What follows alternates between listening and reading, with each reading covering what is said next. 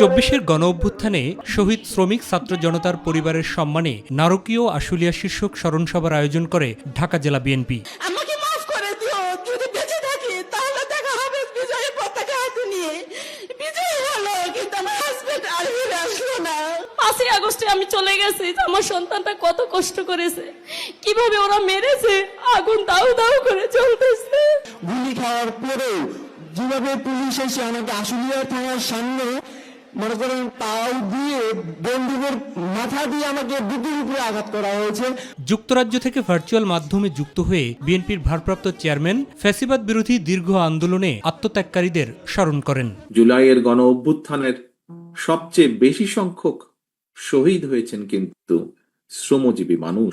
বিশেষ করে এই সাভার আশুলিয়ায় শ্রমিকদের উপরে গণহত্যা চালানো হয়েছিল। হত্যা করে শ্রমিকদের লাশগুলোকে পুড়িয়ে ফেলা হয়েছিল। মানুষের ফ্যাসিস্টদের সেই স্বৈরাচারের শাসনের বিরুদ্ধে দেশপ্রেমিক শ্রমজীবী কর্মজীবী মানুষ নির্দ্বিধায় শহীদ মৃত্যুকে সাহসের সঙ্গে সেদিন আলিঙ্গন করেছিলেন।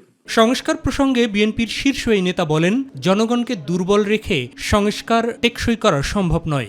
রাষ্ট্র রাজনীতির মূল ভিত্তি হচ্ছে জনগণ। জনগণকে দুর্বল রেখে রাষ্ট্র রাজনীতি, সরকার কিংবা সংস্কার কোনো কিছুকেই শক্তিশালী এবং টেকসই করা সম্ভব নয়। কল্যাণমূলক রাষ্ট্র গড়তে গণতান্ত্রিক সরকারের বিকল্প নেই বলেও মন্তব্য করেন তারেক রহমান।